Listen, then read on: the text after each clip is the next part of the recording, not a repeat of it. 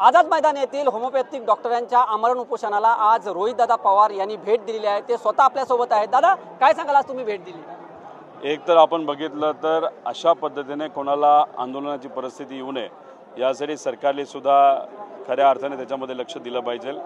काही जे डॉक्टर आहेत, आता हे होमिओपॅथीचे जे डॉक्टर आहेत हेच ते डॉक्टर जे MBBS डॉक्टरांबरोबर खांद्याला खांदा लावून करोनामध्ये अनेक लोकांचा जीव वाचवलेला आहे। ग्रामीण भागाच्या कानाकोपऱ्यामध्ये जिथं डॉक्टर पोचत नाही सहसा, जे MBBS डॉक्टर आहेत, तर तिथं आपले होमिओपॅथीचे डॉक्टर जात असतात। आणि इथं सुद्धा आपण बघितलं तर या डॉक्टरांचा MBBS डॉक्टरांचा विरोध नाही, पण यांचं एवढंच मत आहे की जो काही शब्द हे CCMP परीक्षा जी 15 तारखेपर्यंत चालू होणार होती, नाहीतर ते जे पोर्टल उघडं होतं ते दुर्दैवाने सरकारने निर्णय घेऊन ते त्या ठिकाणी त्याची नोंदणी ही बंद केलेली आहे। यांची मागणी CCMP परीक्षा ह्या घेण्यात याव्या आणि आमच्यातल्या डॉक्टरांना ज्या परीक्षा त्या ठिकाणी द्यायच्या आहेत आणि उद्या जर आम्हाला लोकांची सेवा करायची ती परवानगी तिथं द्या। म्हणजे 2013-14 मध्ये हा निर्णय घेतला की CCMP परीक्षा दिल्यानंतर होमिओपॅथी डॉक्टरांना बेसिक ज्या असतात, जसे MBBS डॉक्टर लोकांची सेवा करतात तशी ॲलोपॅथीची सेवा करण्याची संधी या सर्व होमिओपॅथी डॉक्टरांना मिळत होती।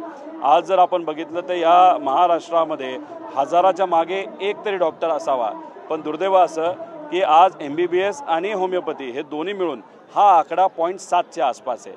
म्हणजे फक्त 0.7 व्यक्ती हे 1000 लोकांच्या मागे, म्हणजे हा आकडा तसाही 30% कमी आहे। आणि याच्यात तुम्ही होमिओपॅथीला जर बाहेर काढलं तर हा आकडा डायरेक्ट 50%च्या खाली येऊ शकतो। मग गरिबाची आजपर्यंत जी सेवा केली जाते तर त्यांना सेवा याच्यापुढे कोण देणार? या अनुषंगाने सरकारने हा विषय घ्यावा, या सर्व डॉक्टरांच्या मागण्यांकडे लक्ष देऊन आजच्या आज जो निर्णय तुम्ही दिलेला आहे तो रिव्हर्स करावा आणि या डॉक्टरांना पाठिंबा द्यावा अशी विनंती या सरकारला करतो।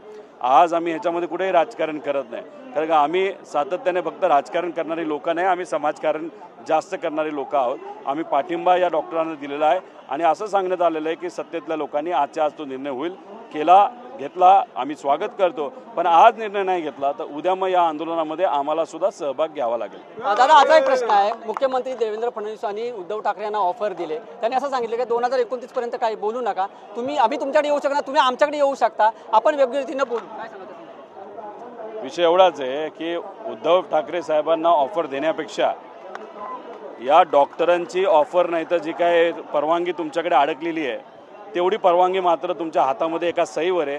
29चा विचार करण्यासाठी राजकारण आपण 4 वर्ष करत राहू, पण या गरिबाला आज अडचण आली आणि ज्या पेशंटला ज्यांना हे सेवा देत होते त्यांना आज अडचण आली तर ती अडचण कशी सोडवणार? म्हणून माझं असं मत आहे की इथल्या या भूमीमध्ये जिथं आझाद मैदान ज्याला म्हणलं जातं तिथं आपण सहसा राजकीय भाष्य करत नाही आणि आम्हाला ते करायचं नाही। देवेंद्र फडणवीस साहेबांना विनंती एवढीच आहे, आमच्या या डॉक्टरांचा प्रश्न आजच्या आज त्या ठिकाणी सोडवावा। नाशिकमध्ये एका हॉटेलमध्ये मंत्री आणि जे प्रशासन अधिकारी आहेत त्यांच्यावरती हनी टॅप लावण्यात आलाय, असा नाना पटोलेंनी आज विधानसभेत आरोप केला। काय सांगा? कदाचित राज ठाकरे साहेबांच्या बैठकीमध्ये सुद्धा या बाबतीतली चर्चा झालेली आहे आणि काही सत्तेतले मोठे नेते सुद्धा त्याच्यामध्ये अडकलेले आहेत। त्यामुळे सरकारने या गोष्टीची नोंद घ्यावी। गरिबाला हनी ट्रॅपमध्ये अडकलं जातं, त्याची चर्चा दुर्दैवाने होत नाही। आता नेत्यांना जर अडकवलं जात असेल तर एक कायदा करत असताना साध्या लोकांसाठी सुद्धा करा, नेत्यांसाठी सुद्धा करा, पण ह्याच्या मागे जे कोणी सूत्रधार आहे, जी काय एक एजन्सी असती नाहीतर एक ग्रुप असतो, एक टोळी असती, त्या टोळीला पकडा आणि त्यांच्या लवकर कारवाई करा, कारण हे फार गंभीर आरोप आहेत आणि हे चुकीचे आहेत। लाचा प्रश्न आहे, राज ठाकरे असं म्हणतायत निवडणुकीबाबत युतीबाबत अजून मी काय बोललोच नाही आहे, त्यामुळे राज ठाकरे आणि उद्धव ठाकरेमध्ये संभ्रम निर्माण होतं। तसं नाही, कदाचित राज ठाकरे साहेबांना एक अशी गोष्ट कळाली आहे की सप्टेंबर नाही तर नोव्हेंबरमध्ये मोठा बदल केंद्रात होणार आहे।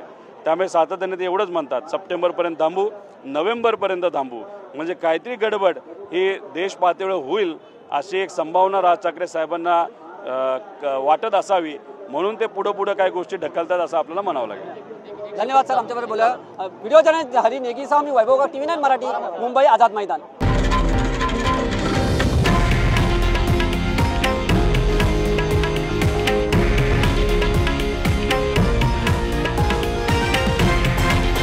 हे आहे देशातील नंबर 1 न्यूज नेटवर्क आणि आपण पाहत आहात TV9 मराठी, एकमेव।